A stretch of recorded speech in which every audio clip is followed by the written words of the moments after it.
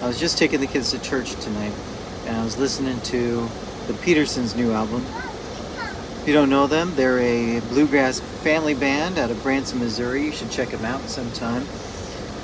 They got this new song that's called Not Afraid of Bad News. It's a 4-part melody.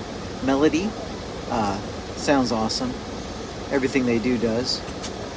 And in it talks about a number of different biblical passages where everything seems impossible, like the worst things ever have happened and there's no way out but God.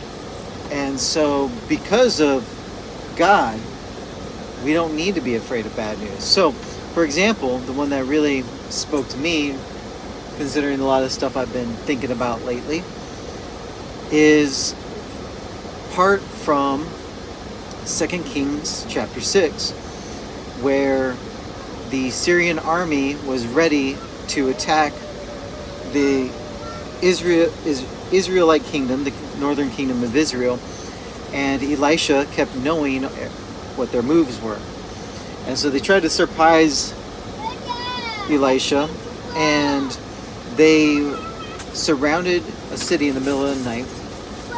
Elisha was sleeping, but a servant woke up and saw the Syrian army surrounding their camp, and he was terrified, just like it was the end of the world, because sure did look like it. And so he ran in and woke up Elisha, and Elisha told him, "You don't understand at all. You're missing the whole picture." And so Elisha prayed that the servant's eyes could be opened, that he could see what was really there. Because we think so often that reality is just this physical world. But there's so much more to reality than the physical.